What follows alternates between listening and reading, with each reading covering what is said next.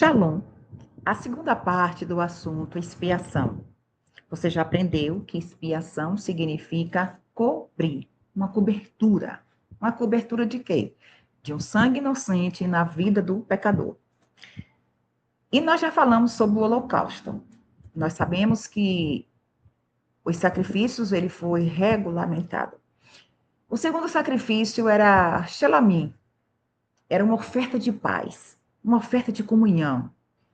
É uma oferta de agradecimento, de comunhão. A parte era comida, né, pelo o ofertante, e a outra parte era comida pelo sacerdote. Então, diferente do holocausto, deixa eu colocar aqui que meu notebook está descarregando, diferente do holocausto, esse sacrifício, esse shelamim de oferta de comunhão de paz, uma parte era comida pelo sacerdote e outra parte também era comida pelo ofertante, uma outra parte também era queimada no altar. Então, qual era o propósito dessa aí? É diferente de todas as ofertas, né? Pelo pecado. Então, a Shelamim era um sacrifício de alegria. Ele simbolizava a paz, a amizade, a comunhão entre Deus e o ofertante. Também em harmonia entre o ofertante e o sacerdote. Frequentemente era oferecido para agradecer a Deus por um milagre, por salvação, pelo livramento de perigo, especialmente em caso de doenças e travessias seguras. Então a gente percebe que quando Yeshua fala, quando trouxeres a tua oferta até o altar, e tu se lembrar que tem algo contra teu irmão, vai lá. Reconcilia-te com ele primeiro. É essa oferta aqui. Porque ele queria fazer uma oferta de comunhão. Só que para ter comunhão com Deus, primeiro eu tenho que ter comunhão com meu irmão. Amarra a tua oferta, reconcilia-te com seu irmão e depois volta e oferece a Deus. Então a gente vai percebendo que tem muito tipo de oferta, não era só para pecado, entendeu?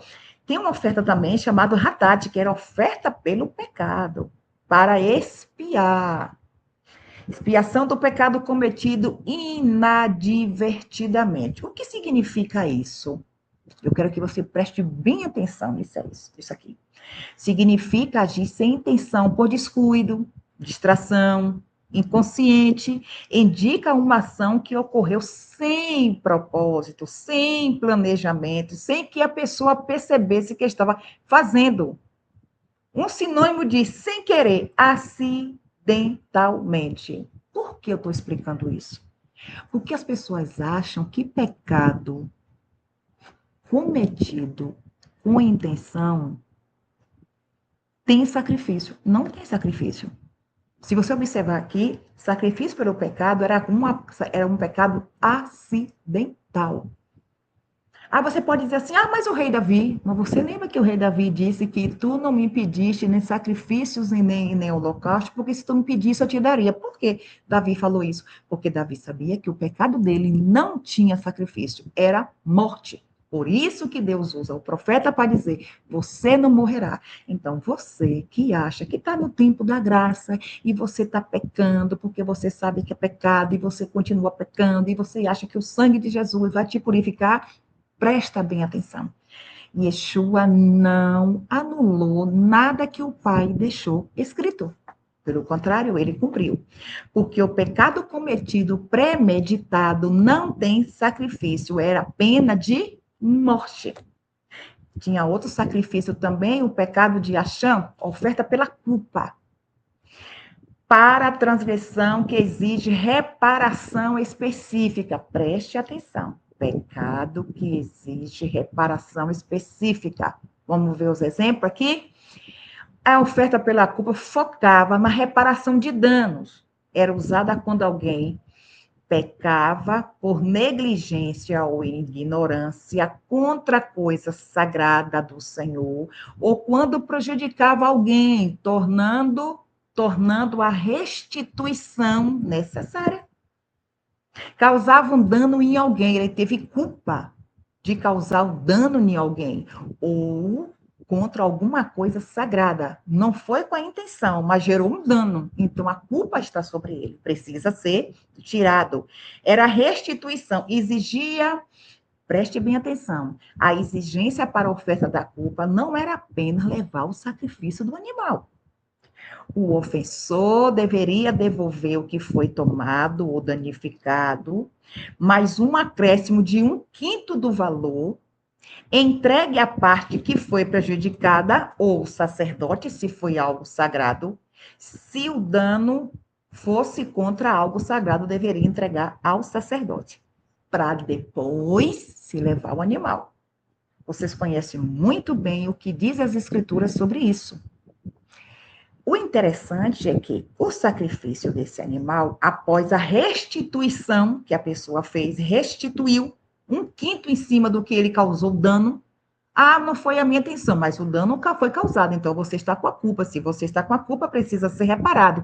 Para ser reparado, primeiro vai restituir o dano que você causou, para depois você levar o animal. Após a restituição financeira, um cordeiro sem defeito era sacrificado, indicando que, embora houve um dano físico, ou embora o dano físico foi reparado,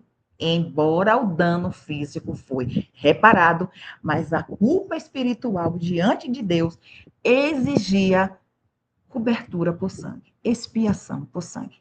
Então, eu quero que você entenda que o mundo espiritual, ele leva a sério o pecado. Não é como a gente pensa, como as pessoas pensam. O mundo espiritual leva o pecado a sério. A questão é que muitos não têm conhecimento de como os céus levam a sério o pecado. Os sacrifícios de animais foram anulados, mas o pecado ainda existe e os céus levam a sério. Você entende isso?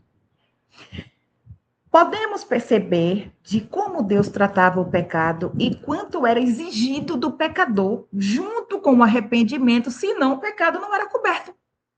Ah, mas o sangue de Jesus me purifica de todo pecado. Como? Se não houver arrependimento, se não houver mudança de vida, você acha que o sangue de Jesus vai fazer cobertura para você? Não tem como, não tem. Se um animal não fazia cobertura sobre o pecador que não tinha arrependimento, imagine o sangue de Jesus, imagine o sangue de Yeshua.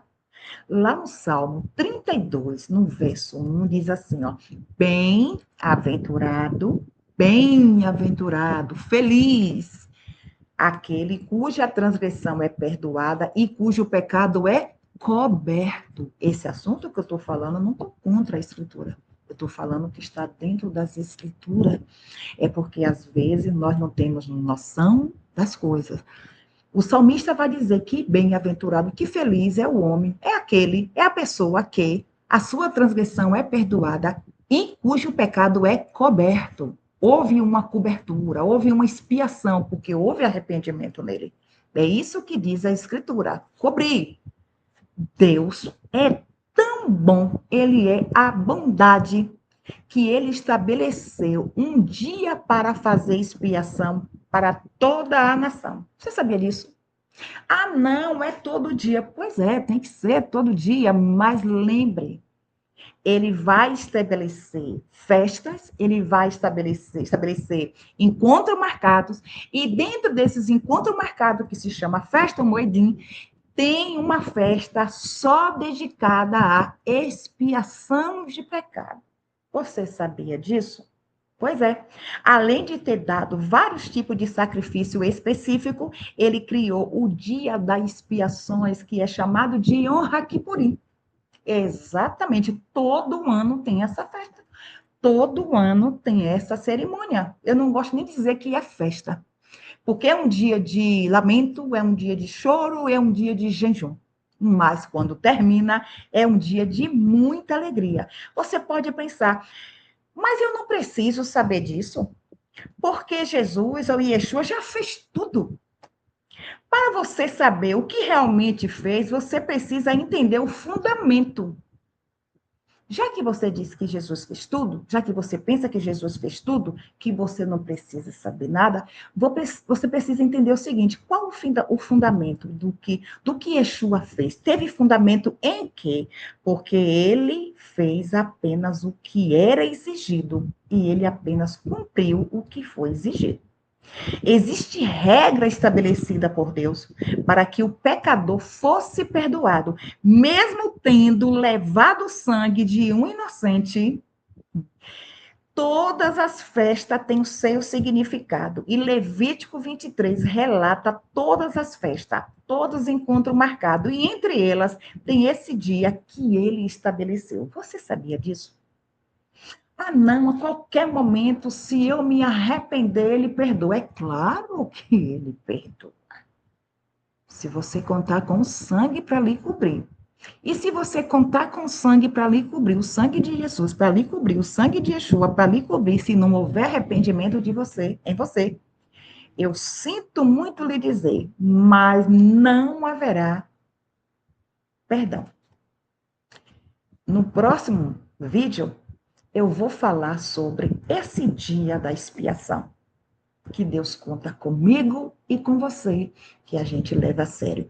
Para eu falar primeiro da obrigação de um sumo sacerdote, eu tenho que falar o que ele vai cumprir nesse dia que foi estabelecido por Deus e é estatuto perpétuo.